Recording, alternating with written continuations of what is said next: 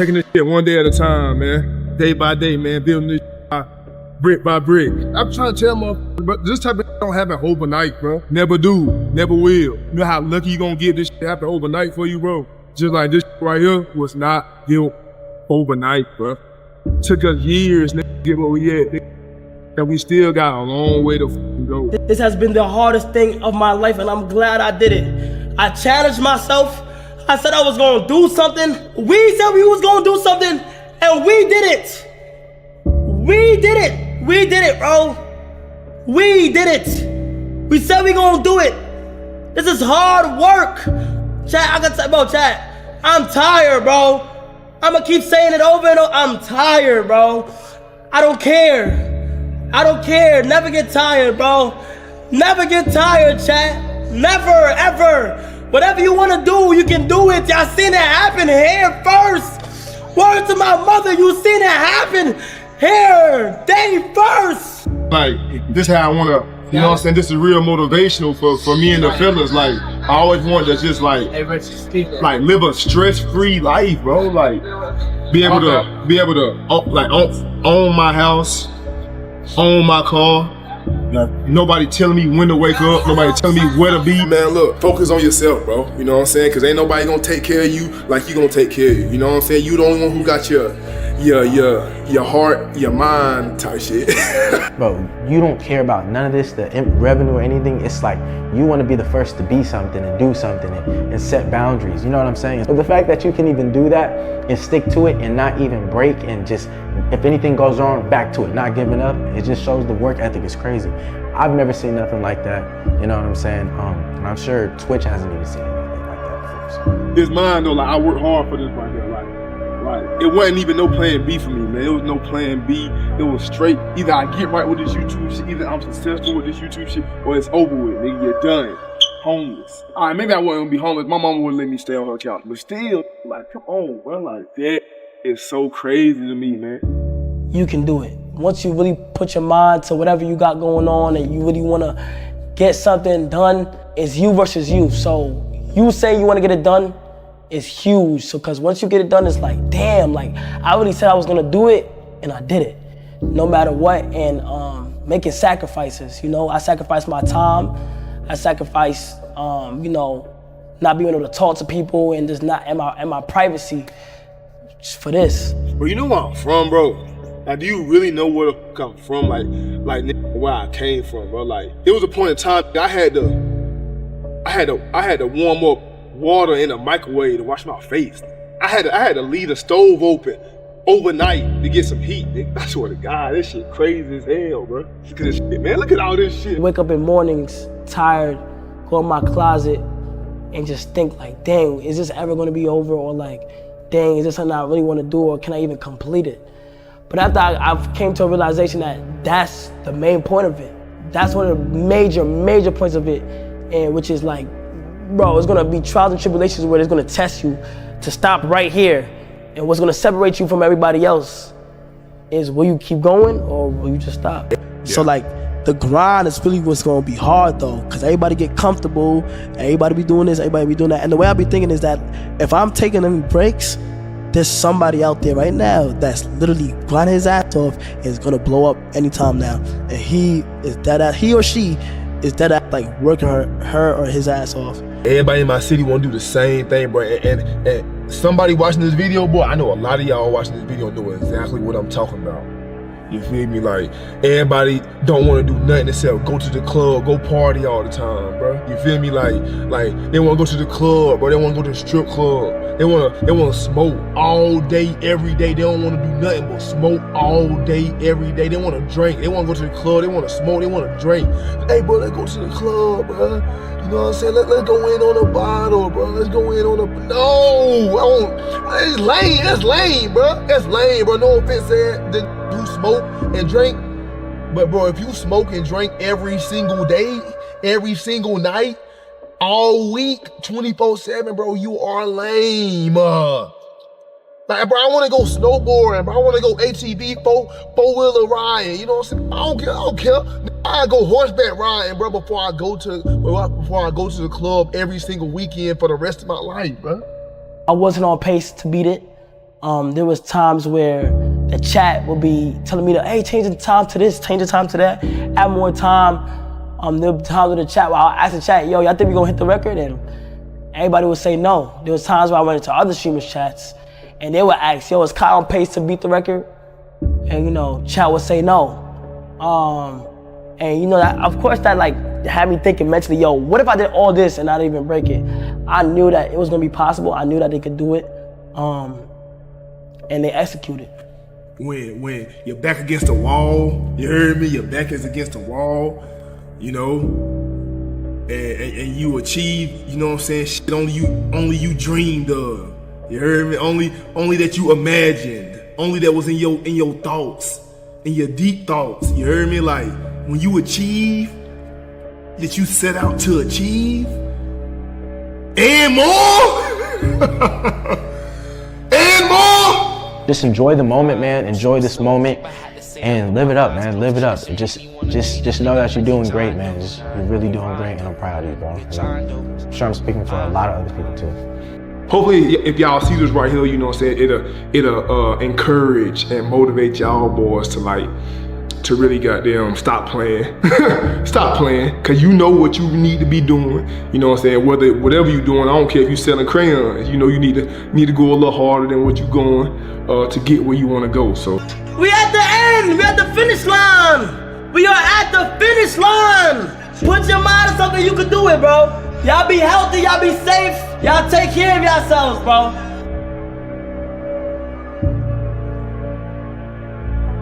What one great thing would you dare to dream if you knew you could not fail?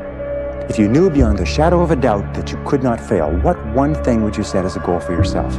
What if you only had 6 months to live? What would you stop doing? What would you do more of? Who would you spend time with? Is what you really value? What is really important to you? Do you feel like you are successful? Yes, I do. I always want more. I'm, for some reason, like ready to go back and start working on new music tonight, even though everyone around me needs This came out like last week. Everyone around me needs a breather for sure, but dude, you said you wanted to have $25 million by the time you're 25. You did that. Mm-hmm. Now you say you want $250 million by the time you're 29. I mean, this is, given the modest way you grew up, what does money mean to you?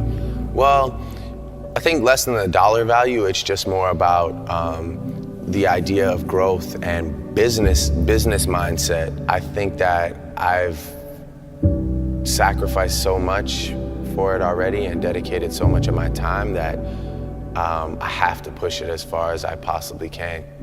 I don't want to be number two. I want to make this city proud, you know? That's a main reason for me. I like to say I just want to win. That you and I are capable of doing whatever we can see. If we can hold it in our head, we can hold it in our hand. Don't waste your life. Set your goals high. Quit thinking about what's wrong. Start thinking what's right. Love a little more, hate a little less. You have no idea what you're capable of doing. Make up your mind today, you're going to figure it out. Even amidst life's trials, I stand as a testament to the enduring power of class. You're watching this video, so I assume you already know who I am. My name is Tristan Tate. I wear the finest suits, travel to the most deluxe locations on Earth, but despite all of this, I started off with nothing.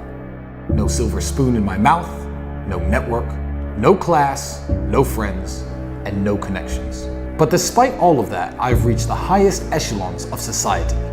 And let me tell you, having money alone will not get you there. Your network is your net worth. And to build connections, first, you have to build yourself. You need to become the kind of man who can walk into any room with anybody and take over the conversation. I can teach you how to become that man, because I am that man.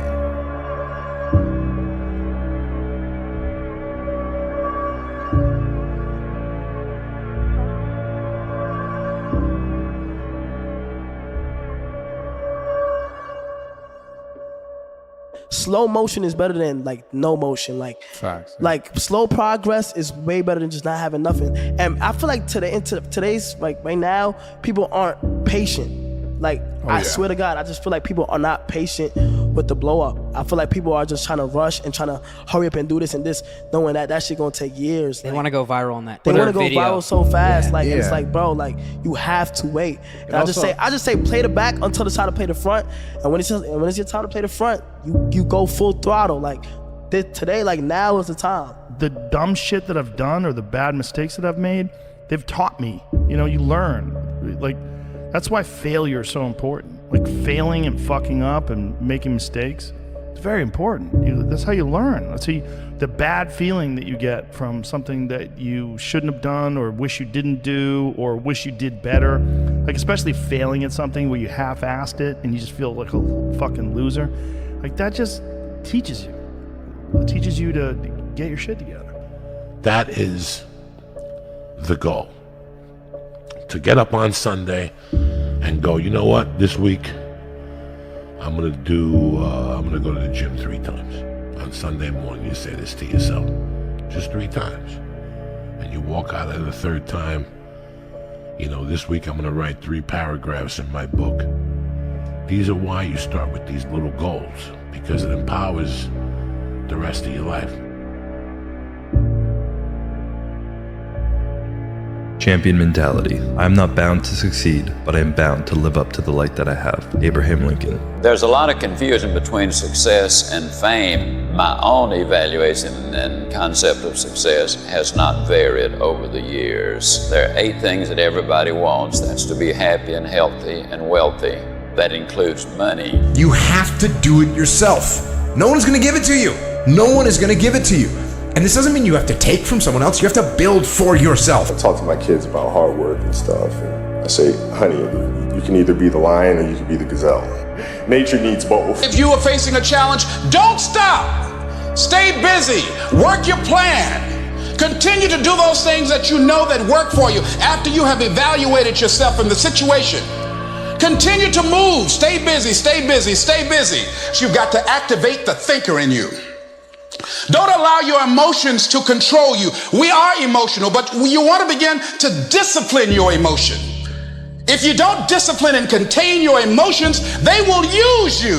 The first step before anybody else in the world believes it is you have to believe it. There's no reason to have a plan B because it distracts from plan A. Focus on you and only on you to become the best person you could be for others. Because there was no outsiders. It was isolation, it was visualization, it was motivation, and it was dedication. There was nothing else going on in my life. And if you wanted to design the perfect version of you, the savage competitor, the gladiator at the end of the life that has the scars and the scraggly beard, but has been through shit and has done things and has realized their potential, what would you do to maximize the likelihood that you become that savage hero? Would you give them the padded lifestyle? Would you give them the immediate win? Would you give them the easy life? Probably not. You would probably put you through what you're going through right now to become that person. And so why would you resent the chapter you're in because it's a requirement for becoming who you say you want to be? You don't gain confidence by going to a spot that makes you feel good. It's going to be a false reality. And the second life gives you that challenge, all you want to do is go back to what made you confidence or what gave you confidence. Is that happy spot? No. What gives you confidence, what gave me confidence was spending years at a kitchen table trying to learn how to read and write on my own. Realizing I can't learn the way you learn. I can't, but I can learn. What gives you confidence, not being afraid, is overcoming the fear. Is facing these things, overcoming them. And maybe not overcoming them every day, but facing them and facing them, facing them. Pretty soon like this, you know what, man, this is where it's at. It's not in that comfort zone.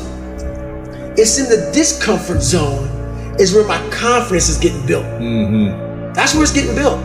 Each level comes with higher levels of family members telling you can't do it. People telling you that you're not qualified. People warning you that it's too risky and what if you lose it all for your family and you guys end up destitute. See, external resistance isn't just in business. External resistance comes from friends and families who have the best of intentions for you. They mean well, but they're telling you that they doubt you. in not so many words, they're telling you that they doubt you. They're telling you that I don't think you have what it takes. And you're like, you know what? I'm going to work harder to get to that next level. You get in life what you are, not what you want. You see, the good news is that we can always become more by working to develop ourselves. So the first process of making this your decade, you've got to begin to take a look at your life and look at where are you right now? What are your strengths? What are your weaknesses? What gives your life a sense of fulfillment, a sense of joy? What does a full, rich life means to you? What is it that you could love doing 7 days a week? You have to do it yourself. No one's going to give it to you. No one is going to give it to you. And this doesn't mean you have to take from someone else. You have to build for yourself. So think through what you are saying. Think through what you are thinking. Stop blaming other people. Start taking ownership and start taking ownership of everything. And I'll tell you what, it hurts. It hurts. Like chemotherapy hurts. It's terrible when people go through that, but that's what removes the cancer from their system. It's a lonely, scary, dangerous pursuit, and you got to be willing to risk everything to become that seed of what you believe is in there. You got to be fearless. You got to be relentless. Everybody has dreams, and as much as you want to be able to listen a little bit, because somebody's going to give you a gem, but nobody knows but you. You can't get advice on what you should do with your life. Right? Nobody knows what you are. Like even sometimes you don't really even know what you are. You got to take your shot. And it's like, as much as you want people to agree and you want the people around you to be supporting your dreams and all, it's not going to be like that all the time. You got to do it alone. And people will help you, and when you get the ball rolling, people will jump on. But if you don't believe, nobody else is going to believe. People come along because your belief is so insane, that your belief is so strong, that makes people be like, yo, this crazy. Like, son, I don't care what it is, but you don't understand this is dangerous, because this is where people mess up. They get comfortable, they settle, and they think, yo, I made it. And like you said, that's the worst place in the world. So I told my son, like, yo, just imagine in 3 months, you're gonna wake up and every dream you've had since you were 6 or 7 years old, it's all like, who graduates with the dream job? You know, who lives in New York? He's in Manhattan. He's gonna be in Manhattan, Times Square. You know, so I said, son, this is a dangerous place. So I say to those individuals, yeah, you're right. You don't want to hit rock bottom, but you have to create your own mental rock bottom so that you don't hit rock bottom. If you don't take that last 5%, it's in one knock on somebody else's door, I guarantee you. There's only a certain window of opportunity for success. This is your opportunity of a lifetime. Take the 5%. Go the 5% distance. It's gonna be scary as all head. It will drive you to the ground. You'll fail a few times. You'll fall on your face. Get up. Keep getting up. Keep getting up. And if you don't, you have to be happy for the rest of your life. If you don't take the last 5%, you have to be happy the rest of your life knowing it went to somebody else's door and knocked on their door, and you could have been that guy. Because if you look out in the world right now today, it's not a nice place. But I'm very prepared for it. Yeah, you are. I'm prepared for it. I'm prepared for all the failure coming my way. I'm prepared for everything my way. And that's the biggest lesson that she taught me by not teaching me. By never saying it's gonna be okay. Yeah. Matter of fact, she told me the exact opposite. Life sucks. Some of you are meant for the journey, not for the arrival. But you're not enjoying the journey because you're trying to find a destination that does not exist for you. Embrace the journey and shun the box. And be one of those men who finds things, who figures things out, who sees things that others are not able to see. No, you're out running on the track, working out, and you start talking to yourself saying, man, my knee is really sore right now. Maybe I'm doing too much. Maybe I need to back off, you know. Man, my lungs are burning. Maybe I can just slow down here. I'll do like an extra 2 sets tomorrow. You know, it'll be okay. Right? That sort of stuff. Yes. Right? That stuff's dangerous. Yes. And that's, you just gotta say, you know what? I'm not negotiating with this. Yeah. The deal was already made. deal with me. When I set out at the beginning of the summer, it said, this is the training plan I'm doing. I signed that contract with myself. I'm doing it. You know, throughout that process, you'll start talking to yourself like, man, I think I need to, maybe if we, nope. No, this is non-negotiable. Non-negotiable. Yeah. The bike got easier. I was able to run more. I went from like 1 mile. 1 mile was a great accomplishment. 2 miles, and then from 2 to 3 was a big one. Then I went from 3 to 6. And then, like, they have a warning order that they give people to get ready for buds. And the whole thing was running 6 miles 5 days a week. And that was my goal. And so I just I failed, I go back to scratch. I use some positive motivation. I have like one day where I'm like fucking defeated. But I started realizing this is part of the process. This is part of the journey. I had to realize this is part of my process versus just saying, like I used to, I'm just not good enough. If I'm not good enough, we always say that shit. I'm just not good enough, and then we try something else. I'm gonna fucking make myself good enough. And that became my mentality. I'm gonna make myself good enough. And so I'm misunderstood a lot, but that's all it came down to. I made myself good enough. And the days I couldn't run that far, the next week, I would do 2 a days. So on the running, if I ran a quarter of a mile, I wait a fucking couple hours, it haunt me, bother me, I try to run a half mile next time, same day. You can do more than this. If I had to walk, I had to walk. It just became just a process of grinding, and grinding is not even a good word for it. It's not even a good word for it. And just going further and further. And then when I got through running, I go to the bike, I go to the pool. If I got tired somewhere, my legs were tired, I go to the gym. And I developed this crazy workout where I was doing volume, like 200-300 reps of like very lightweight. People always say, how come you don't have any like loose skin? My workout routine in the gym became sick. But I remember we were playing against the Lakers though, and we were out here in LA. And, look, I always try to outwork people, right? That's just how I made my mark. So the game was at 7. It's like, you know what? I'm gonna come to the Staples Center because we're playing. This is when the Lakers had Kobe and Shaq. Okay, this is like the championship Lakers. So I'm gonna get there at 3 o'clock. I want to make sure I make 408 shots before I go back into the room, and then I sit in the sauna and I get ready for the game. So, get in the car, get to the gym, get there, and as I'm walking onto the court, who do I see? I see Kobe Bryant, already working out. And I'm like, okay, it's kind of cool. It's Kobe. What's up, Kobe? And so I put my sneakers on, and you ever get lost in what you do, where you end up, wait, it's been an hour and a half. Like I'm here, I'm in it. So once I set my foot across that line, I started working out. And so I worked out for a good hour and a half. And when I came off, after I was done, I sat down, and of course I still heard the ball bouncing. I looked down, I'm like, this guy's still working out. So he was working out, like, it looks like he was in a dead sweat when I got here. Right. And he's still going. And it's not like his moves are nonchalant or lazy. He's doing like game moves. I sit there and I unlace my shoes. I'm like, I want to see how long this goes. So I sit out there and watch another 25 minutes. And he got done. I said, okay, I think I've seen enough. Go play, come back, get in the sauna, get ready for the game. That game, he drops 40 on us, okay? And after the game is over, I'm like, I have to ask this guy. Like, I have to understand, like, why he works like that. Right. So after the game is over, I'm like, hey, Kobe, like, why were you in the gym for so long? He's like, because I saw you come in. and I wanted you to know that it doesn't matter how hard you work, that I'm willing to work harder than you. Wow.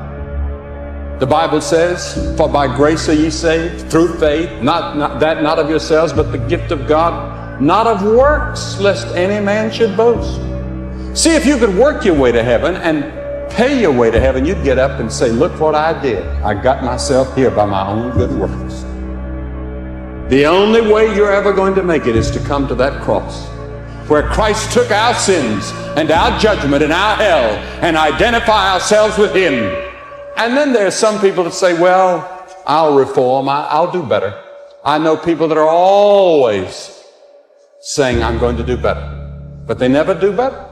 They don't have any power within them to do better until they come to Christ. And when you come to Christ, an explosion takes place of power that He gives you to live a new life. I can't live the Christian life. I have no power within me to live the Christian life. The Holy Spirit has to live in me, and Christ has to live through me. I cannot live the Christian life. I'm a total flop and failure. So what I want you to know today is that Jesus loves you. He loves you just the way that you are. He's not going to love you more when you think that you can break your addiction of pornography. He's not going to think of you more or more precious if you do good and give, or if you pray to him longer, or if you have the gift that everybody else has. He's certainly going to hear me more. He's certainly going to love me more. No, I'm sorry. He doesn't, because he loves us all the same. How can a father love a child differently than another child? Can you hear an amen? I've seen demons, I've seen exorcisms, I've seen all this, but let me tell you this. If you come to Jesus Christ, you say to the lies, who's the devil, to say, talk to the foot, because the ears ain't listening. You want to know why God gave me a foot? Because the devil's my footstool. You want to know why God gave me a heel? Because with my heel, I crushed the snake's head. Jesus said, enter ye in at the strait gate. For wide is the gate and broad is the way that leadeth to destruction, and many there be which go in thereat. Because strait is the gate and narrow is the way that leadeth unto life, and few there be that find it. Few, he said, only a few are going to find that narrow gate and that narrow way, as I said last evening. Are you among that few? You not only choose between two ways of life, but you choose between two masters. Jesus said, no man can serve two masters, for either he will hate the one and love the other, or else he will hold to the one and despise the other. You cannot serve God and materialism, he says in Matthew the 6th chapter in the Sermon on the Mount. You have to make a choice. All the way through the Bible, choices, choices, choices, choices, choices. Not only between two ways of life and two masters, but you're going to have to choose between two fathers. Two spiritual fathers. He said in John 8 a very shocking statement. The 44th verse. He said, you are of your father the devil, and the lust of your father you will do. Now, he says, for many of you, the devil is your spiritual father. Now, you're not aware of it. You wouldn't admit it. But that's the way God looks at it. There's either God, your spiritual father, the true and the living God, Christ, or there's the devil. And then you have to choose not only between two ways of life and two masters and two fathers, but you have to choose between two destinies, heaven or hell. Solomon wrote about the way to hell in Proverbs 7:27.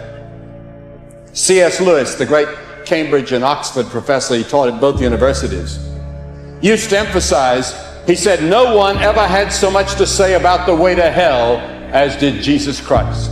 On the other hand, no one ever spoke of heaven with more clarity and authority as Jesus Christ.